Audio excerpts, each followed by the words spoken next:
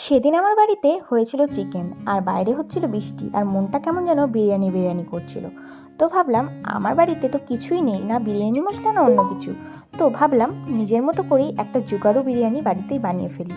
তো তোমরাও কি এভাবে বাড়িতে বানিয়েছো আমার মতো করে? দেখো, এখানে আমি বাসমতি চাল জলে বসিয়ে দিয়েছি সামান্য একটু ঘি আর গোটা গরম মশলা দিয়ে। ঘি এই জন্যই দেওয়া যাতে চালগুলো ঝরঝরে হয়। আর এখানে আমি বেরেস্তা ভাজতে বসিয়ে দিয়েছি। আর চাল এখানে যতক্ষণে সেদ্ধ হচ্ছে আমি কিন্তু পেঁয়াজগুলোকে লাল লাল করে ভেজে নিয়েছি। আর হ্যাঁ, পেঁয়াজে নুন দিলে চলবে না। আর চিকেনটা যখন রেডি হচ্ছিল মাকে বলেছিলাম কিছু কষা চিকেন তুলে রাখতে। তো গ্রেভিটা আমার কপালে জুটেনি, গ্রেভি দিলে নাকি চিকেনের ঝোল কমে যাবে। যাই হোক, সেটাই আমি নিয়ে নিয়েছি। তার উপরে দিয়ে দিচ্ছি এই চালটা দেখেই বুঝতে পেরেছো চালটা কিন্তু আমরা পুরোপুরি সেদ্ধ করিনি।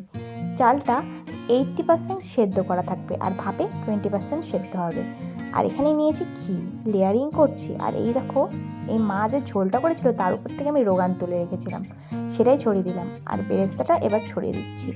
আর আমি বাড়িতে কিছু মশলাও বানিয়ে রেখেছিলাম, যেমন এই দেখো এখানে কেশর দেওয়া, দুধ আর আতর দিয়ে। আতরটা বাড়িতে অ্যাভেলেবেল ছিল তাই আমি দিয়েছি, না হলে কিন্তু ওটাও পেতাম না। তো এখানে দেখো এবার দিয়ে দিচ্ছি বেরেস্তা। আর এই মশলাটা আমি বাড়িতে বানিয়েছি। আর কে কে এই মশলাটা বাড়িতে বানাতে চাও আমাকে কমেন্ট করো, আমি অবশ্যই কিন্তু লিঙ্কে দিয়ে দেবো। আর এভাবেই কিন্তু একে একে আমি সব রকম লেয়ারিং করে নিচ্ছি। আর যে জলটা, এটা একদম লাস্টের দিকে দিয়ে দিচ্ছি, কারণ নিচে গিয়ে পুরো চালটাকে এটাই সেদ্ধ করবে ভাপে ভাপে। তারপরে দিয়ে দিচ্ছি ঘি।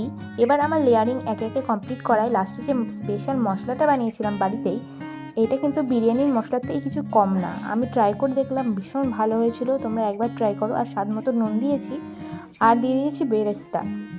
আর তোমাদের কাছে যদি একটা কাপড় থাকে, আমার মতো করে এভাবে কাপড়টাকে ভিজিয়ে নিয়ে ভালো করে বেঁধে একটা চাটু গরম করে তার উপরে বসিয়ে দেবে 15 থেকে 20 মিনিটের জন্য।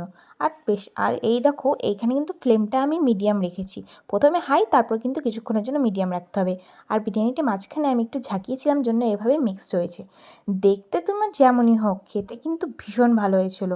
আর জানি না তোমরা কে কে এভাবে বানিয়ে খেয়েছো, অবশ্যই কিন্তু আমাকে কমেন্ট বক্সে জানিও। আর বিশ্বাস করো, খেতে যে এত টেস্টি হবে আমি কোনোদিনও ভাবিনি। কোনো আতর, কোনো রকম কেওড়া জল, গোলাপ জল সব কিছু ছাড়া বাড়িতে যে এত সুস্বাদু বিরিয়ানি বানানো যায়, তাই চট করে তোমরাও কিন্তু অবশ্যই করে